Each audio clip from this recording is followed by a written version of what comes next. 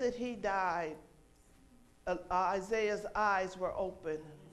And he said, it wasn't till then, because I looked at the spirit man that God had placed in my life who was awesome. He had to be an awesome man because Isaiah was an awesome prophet. So he had to be an awesome man to be able to feed into his spirit. But even in that, Isaiah said that once he was no longer there, he said he had a different look. He said, I saw the Lord. He said, I saw the Lord high and lifted up. And it was at that time that he realized that there was a calling on his life and that he had some places and some things that he needed to do for the Lord. And I'm going to skip down, and he said, woe, in verse number 5, he said, woe is me, for I am undone, because I'm a man of unclean lips, and I dwell in the midst of people of unclean lips. For my eyes have seen the King, the Lord of hosts. And then one of the seraphims flew to me, having in his hand a live coal, which he had taken from the tongs from the altar.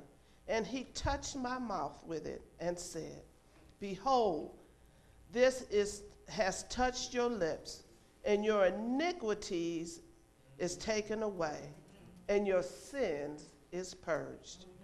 And I also heard the voice of the Lord saying, whom shall I send? And whom will go for us? And then, and did you hear he said, and then, once his sins had been forgiven, once his iniquities have been purged, and then he said, and then, here am I.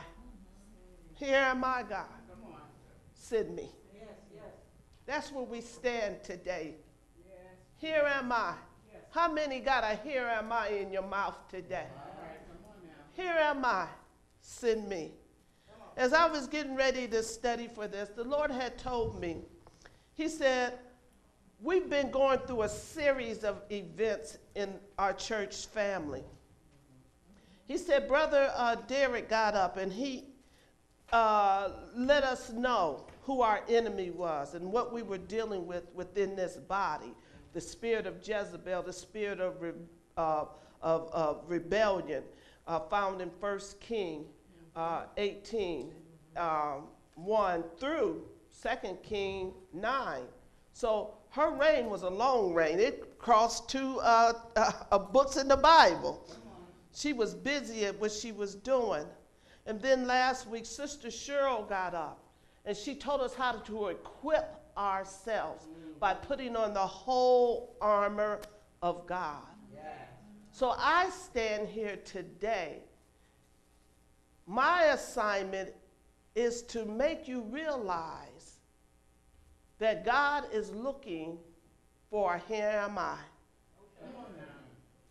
This is the season that we're in. So I want to start out a little bit with some things that God had given me to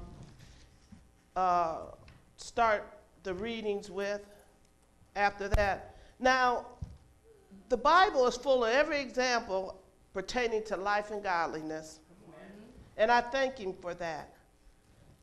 God had given people specific instructions. And in these instructions, they had negative or positive consequences based on how the people responded to God's request. Abraham in Genesis 12:1. Genesis 12:1.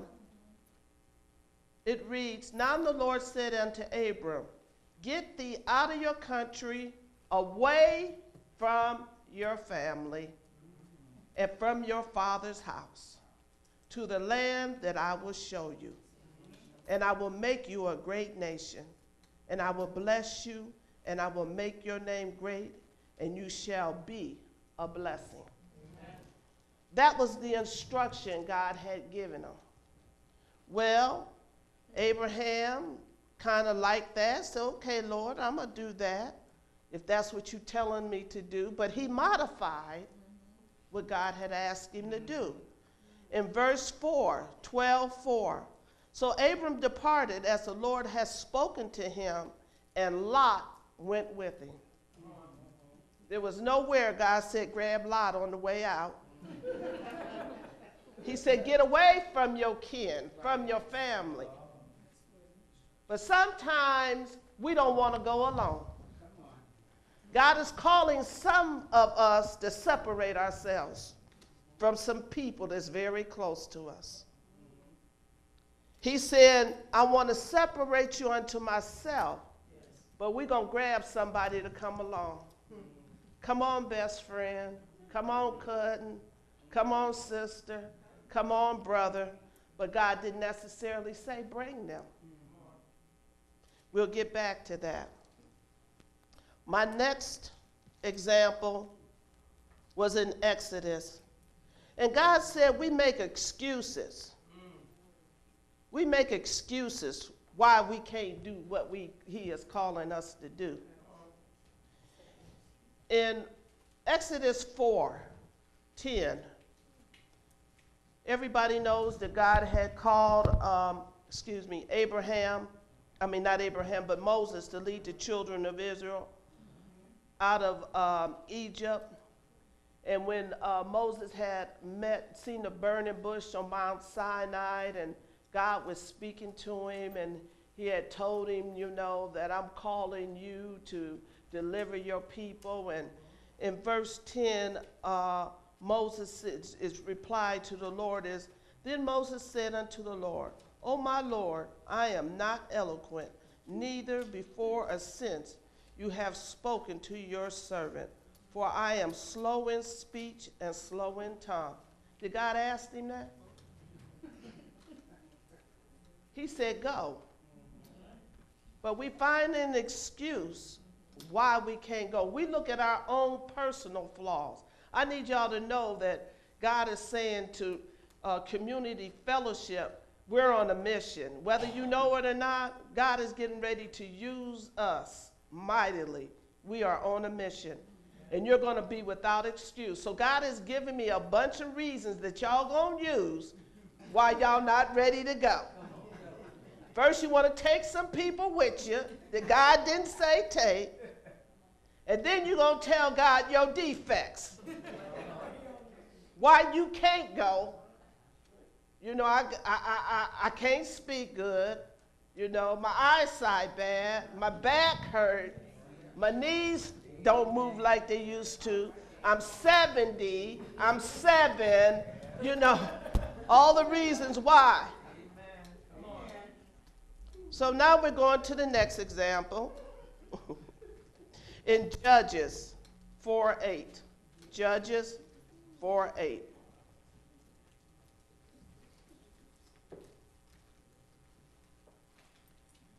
And we know this familiar story about the Deborah, the prophetess and the judge. And God called her to go to battle. And she looked up Barak, who God had put on her heart to ask to lead her people. And she went to him and told him what God had said. And his excuse was, I'm not going to go unless you go. And she said, oh, okay. So in verse 8 it says, and Barak said to her, I will go with you if you go with me. Then I will go. But if you will not go with me, I will not go. She said, that's cool. She said, you'll go. She said, and so she said, I will surely go with you. Nevertheless, there will be no glory for you in this journey. And you taking and talking, for the Lord will sell Sisera into the hands of a woman. God wanted to use him to bless the people. But he's telling her, I'm not going to go if you don't go. How you going to send me on a mission and you ain't going to be there? She said, I'll go. No problem, I'll go.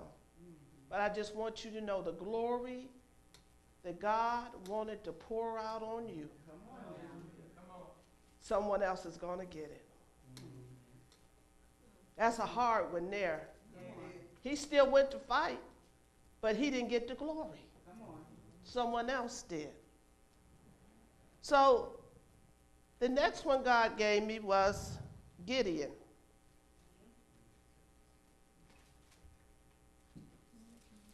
Gideon was called, they was in a terrible place. You know, they was hiding food. Their enemy wouldn't even let them eat. Come on now. That's a hard one right there. So when Gideon was hiding behind the wine press, the Lord called him a mighty man of valor, and he looked around like, he said, I thought I was here by myself. Then the Lord said, no, I'm talking to you. So he said, well, okay, Lord, you know. He did a couple things. He destroyed the Tower of Baal, you know, when they came after him, you know, to take his life. The Lord protected him, you know. And then when it's time to go, he said, wait a minute, Lord. I know I did a few things and you was with me, but if you really with me, you're going to let this fleece be wet in the morning and everything around it be dry. Now, if you're really with me, I'm just saying, Lord, you know. And the Lord honored that. Then he came back. That wasn't enough. He said, okay, because, you know, in his head, he started being scientific. He started analyzing how that could happen. He said, well, let me try this. Now, if you really, really, really, really, really, really, really want me to go, now I need to be everything around me wet, and I just need this piece of fleece to be dry. God said, okay. Next day, God gave him his request. Still wasn't enough. So God did that, and then God said, well, you know what you need to do? You need to go down near the camp and listen. So he went down near the camp and he heard the dream and what the enemy was saying about him. And it wasn't until the enemy said that God had given Gideon victory that Gideon was ready to go. Why your enemy got to tell you you victorious? After God has shown you everything. After God has provided for you, he has showed you, he has been there for you. He even put up with your foolishness. And now your enemy has to tell you you victorious? I'll be back to that. Then we go to Saul. Let me see what Saul is. 1 Samuel 15.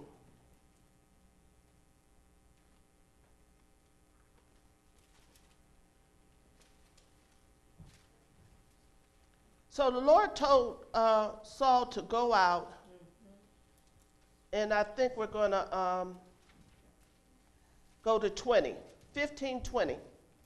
Told him to go out and utterly destroy the Amalekites. He said utterly destroy. He don't you leave nothing, not a thing. That was his marching orders. Verse 20.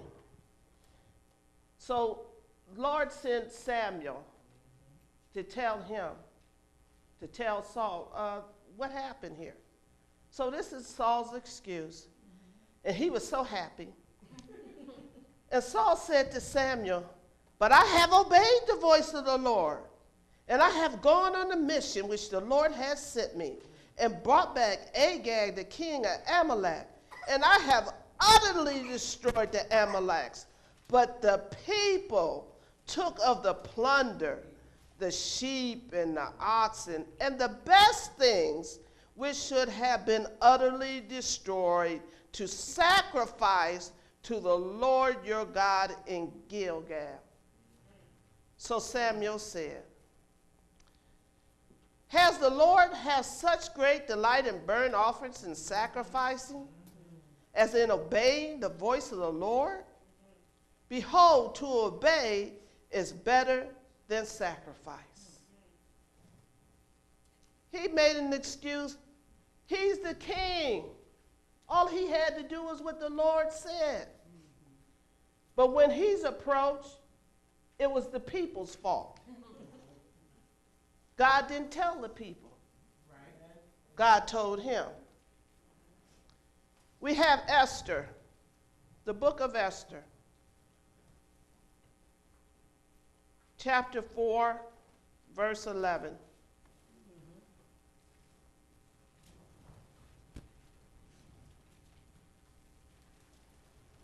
Now, all these, if they're not, they should be almost familiar to you. And I've given you scriptures and I've given you books and chapters and verses that you can go back and read this. I'm just giving you a brief synopsis. What you need to do, what I like to do, this is just what Melanie likes to do. I love history, so I want to know the before and after. So you have to go to the top of the chapter and sometimes go back a chapter or sometimes go read the whole chapter and go up a chapter to get the essence of what was really going on at that time. So here we have Esther, and she has a cousin or uncle. Mordecai was his cousin, I think. And he raised her, and the Lord blessed her and put her in a position, Lord, because God knows what's coming up the pike. When we don't know, God knows. You know, the king's wife, she didn't want to be put on display, so she refused to go out and do whatever in front of the king's friends, and so she got replaced, and there was a call for all the beautiful single women to come, and it took a whole year of grooming and preparation for them to get this woman together. And he had hundreds of women to pick from, but at the end of the day, he chose Esther. Now, Esther was a Hebrew woman who really didn't have a right to be there, but God put her there. So where we pick up is that Haman had already had a plan to kill the Jews. And he really hated the Jews because Mordecai wouldn't bow. He didn't know Esther was a Jew, so he had all these plans and all these things set up.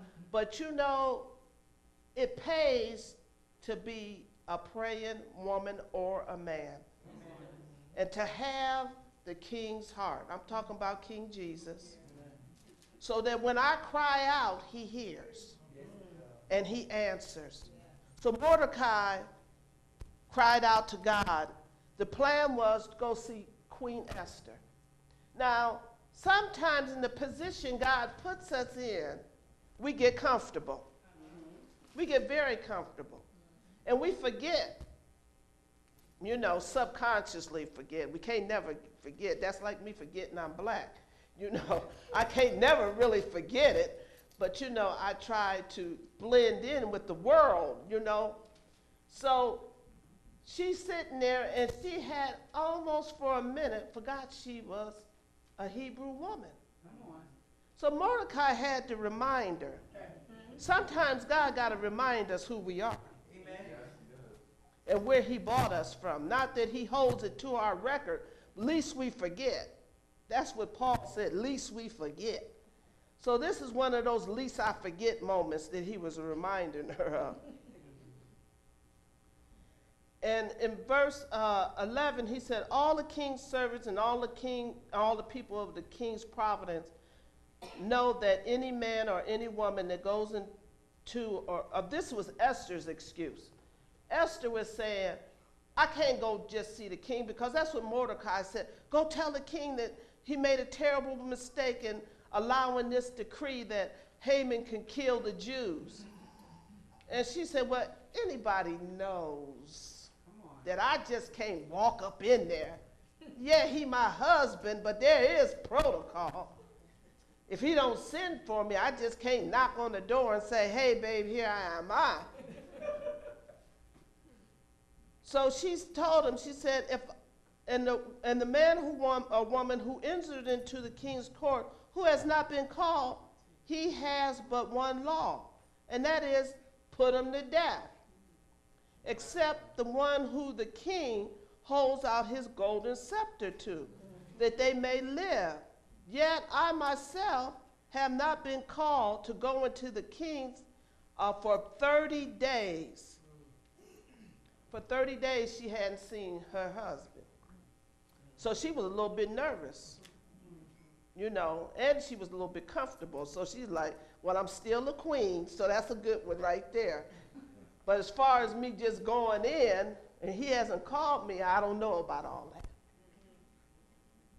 But her cousin reminded her, and he told her in verse 13, and Mordecai told them to answer Esther, because this was the back and forth conversation, because he couldn't go into the palace. So he had people on the outside that had this inside connection going to Esther, and Esther would send her servants back out to him who was by the gate. So, you know, it's like texting. You know, they created texting, y'all. Did y'all know that?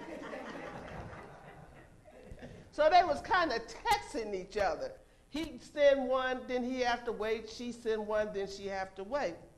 And then Mordecai told them to answer Esther this: do you not think in your heart that you will escape? Don't play, girl. Just because you're the queen, just because you've been living comfortably, just because nobody know who you are, let's not mess this up. Do you not think that you will escape in the king's palace from any more than all the other Jews? For if you remain completely silent at this time, relief and deliverance will arise for the Jews, but by another place. Come on now. Say you can be quiet and not do nothing if you want to, but God will send somebody to help us. Come on. But you and your father's house will perish. Yet who knows whether you have come into this kingdom for such a time as this? Yes. He said, now you can help us or you can't. But know that if you turn your back on your people, God gonna send us some help. But you gonna be left out. God is saying, God have put us in positions. Let's not forget that we're still children of God. Amen. Let's not turn our back because of our status. Let us not forget that God called us for such a time as this, to still cry out loud and spare not. God has called us. And if we turn our back, know that he's going to rise somebody up. Come on now. And the blessings that he was going to deliver upon those through us, we're going to miss out on them. That was her excuse. Well, I can't go see the king. He ain't called me. But when he do call you, was you going to go? My last one is Jeremiah 1.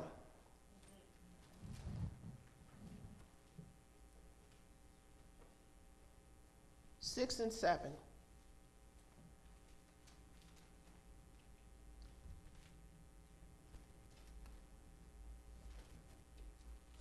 Actually, I want to go to 5 if you don't mind.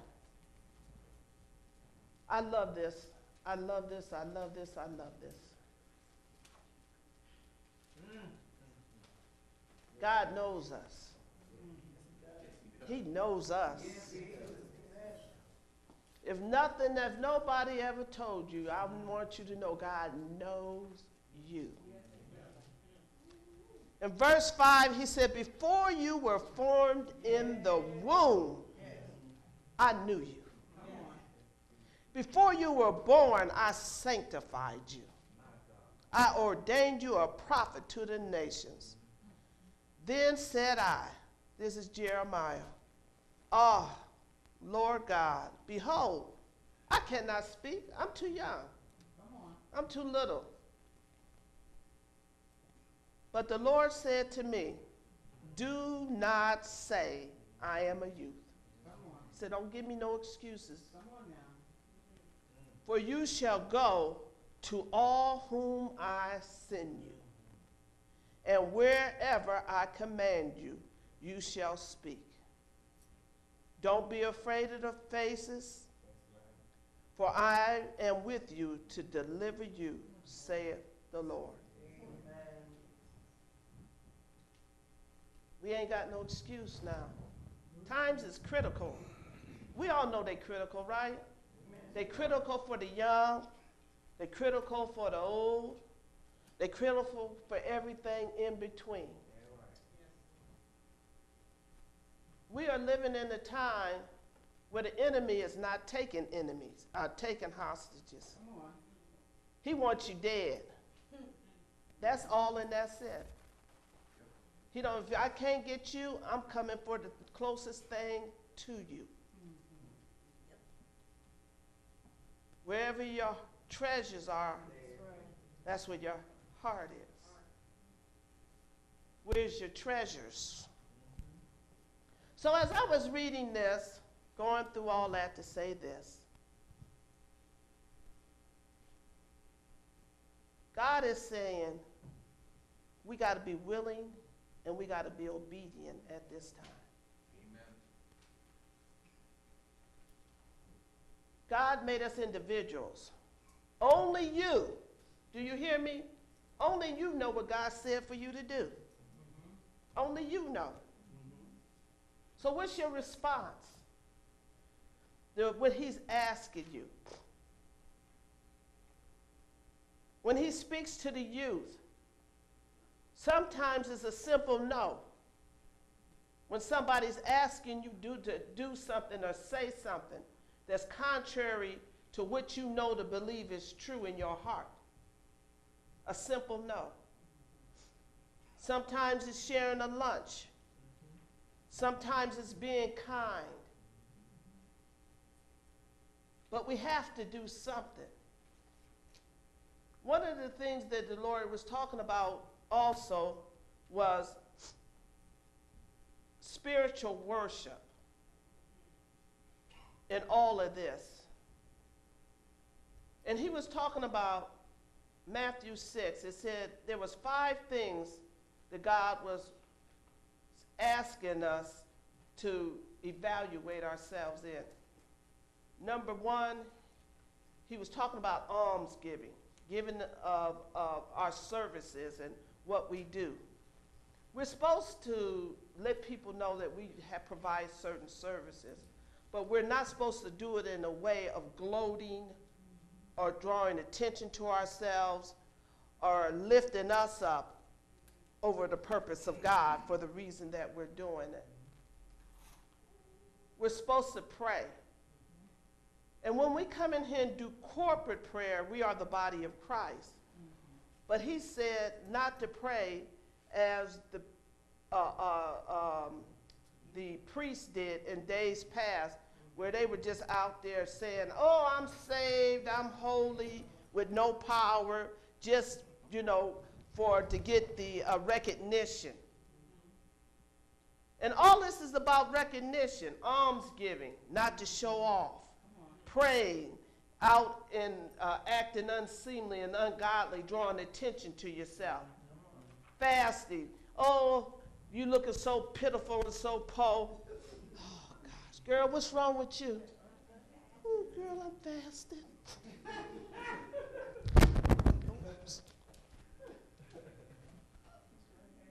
Giving an offering. Yeah, I gave $300 today. Or we're going to have a $300 line and you the first in it. Come on, say it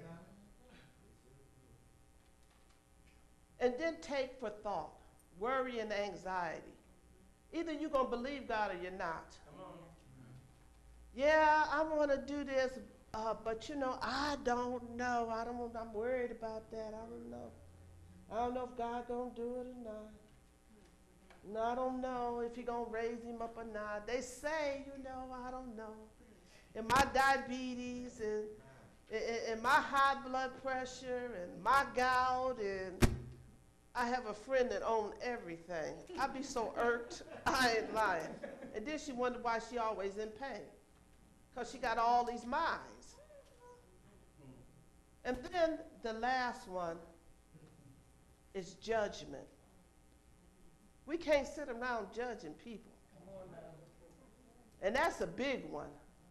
You know, look at Melanie. She got them old big old feet over there. My brother used to crack me up.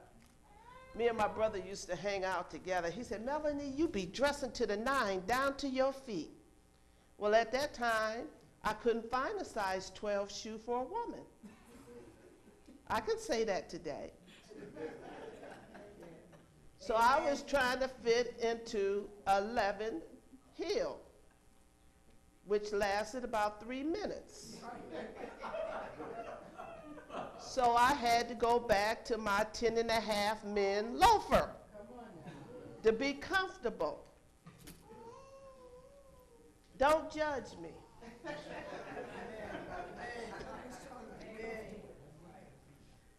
This is what God gave me.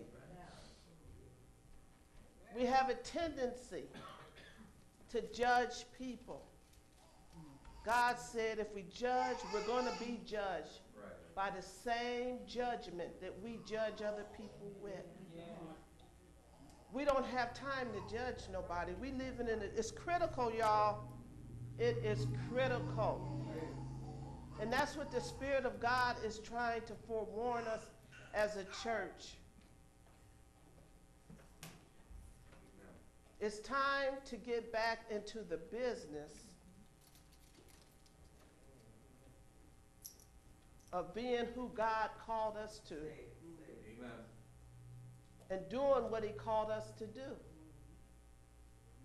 We can't be making excuses anymore because, you know, and I told the Lord, I said, Lord, this is too prophetic for me because that's not what I really want to do, because I really don't like this part, because I'm going to be held accountable for these words. I don't know how people can just stand up and just say anything out their mouth. And then going to have to stand before God with this stuff. To me, it's scary. It's absolutely frightening. I told somebody, I said, they said, well, Melanie, you know, God called you, blah, blah, blah. You know, you must have wanted this. I said, I didn't want that. Amen. Listen, can I be honest in the house of God? Amen. When God called me, my strongest desire, let me clean it up a little bit in my head.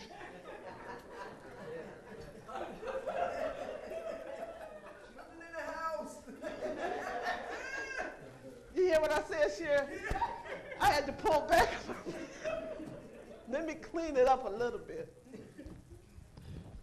But my strongest desire was to be the best on the block. My strongest desire at one time was to die in a blaze of glory.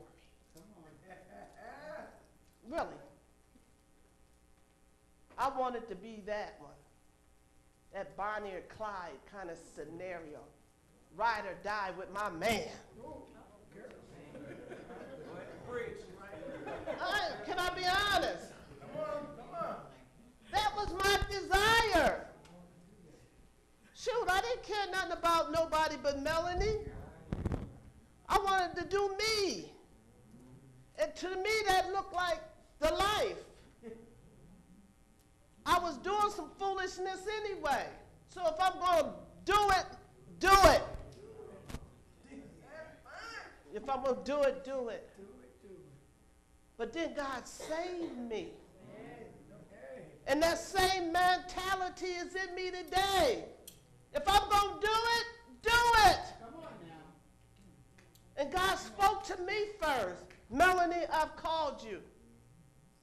Summer's getting ready to come. I got my signs together. My job if you see me blow, is to walk the streets with my sign. That's my job. I cried out to the Lord. I said, Lord, there's too many of us dying. There's too many people that don't know you. The church is afraid. The church is afraid to go outside the building. Come on now. I said, Lord, what can I do? Don't ever ask that question unless you're about that life. Don't ask that question unless you're about that life. And the Lord said, this is what you're called to do. I wanted to use every excuse you heard today. I said, oh my God, I'm too old. I don't speak that good. You know, can I take somebody with me? You know, I want all this. Lord, if it's really you, then you would. He did that. He showed me you're without excuse. I'm telling you today, whatever God has put on your heart to do, he wants to hear a yes, not an excuse. A yes. So, Brother Eric, in about 2 minutes I want to be done. Could you put that song on for me again? So, in closing, I want to share what happened. And Abraham, he stumbled along the way. Didn't do it all right, but he did it. Come on. And he was noted as being a friend of God. And he had a covenant promise that still lives on today, that covers generations that he don't know nothing about because he was obedient. We have Moses, who didn't get a chance to make it into the promised land himself. Come on now. But because of his obedience over getting them out and pastoring them, his people were delivered. Come on. They got out of Egypt. Yeah. Barak, he was the one that wouldn't go unless the prophet went with him, the prophetess went with him. He didn't get the glory that God had in store for him. So he was one that missed out. Gideon, he took God through some testings, and God was all right by that because God tested him too. He said, look, Gideon, you're going to start out with 100,000, and he got down to 300. Now, I don't know. I might have been questioning that. Forget the fleece, Lord. Are you sure these 300 going to work? But he learned to trust what God had told him to do. He said, by many or by a few. And he took a few. It don't need to be a church full of folks, y'all. It just needs to be a few who's willing to do what God has called them to do, to get the results that God has waiting. Number 5 is Saul. God told him to utterly annihilate his enemy. He took the best, blamed it on the people, and he was rejected. Lost his kingdom. Esther, she decided that she called a fast. She said, I want everything connected to the Jewish nation to fast. The dog, the cat, the bird, the ants, nothing gonna eat. for 3 days until God gave me instructions. And God told her what to do. And because she was willing to forget, or to put aside, I should say, her status and humble herself before God, she saved her people. Number 7, Jeremiah, who did not want to go. The crying prophet, the weeping prophet. And I can see why he did, because if you read Jeremiah, constantly, consistently, God is telling him, I'm bringing this judgment because your people are disobedient, they're stiff-necked, they won't obey, they won't listen to you, what I'm trying to tell you, how I'm trying to save them. And Jeremiah cried, he cried, he cried, he cried. And Jeremiah said, one day I'm not going to see not another thing. I don't care. What the Lord told Jeremiah hurt him more than anything. God told him, don't pray for him. That's a bad situation to be in. When God says, don't pray. I remember once my daughter was going through some hard times. You know, I'm an intercessor. That's what I do. I pray. And my daughter was going through a real hard, difficult time. And I was laboring before God. I mean, just boo-hooing, snot, and rolling on the floor, all kind of craziness. And God said, get up. He said, I'm not hearing your prayer. He said, until she comes to me, nothing's going to change. Because I always tell my kids, I'm praying for you. So she said, Mom, what did God say? I said, he told me not to pray for you. That's what he told me. And she said, I said, you got to pray for yourself. She said, Mom, how you know he gonna hear? How you know? I said, I'll know that you went when the situation changed. That situation changed. And that was God saying, you're mature enough. You're mature enough to come see me for yourself. And from that day to this, I don't have to really pray for her. I just say pray. Because my children understand that language. It's not always about Mom praying for you. It's about you praying for yourself, and Mom will come into a spirit of agreement about that situation according to his will. Because I'm not going to pray against his will. I'm not going to do that.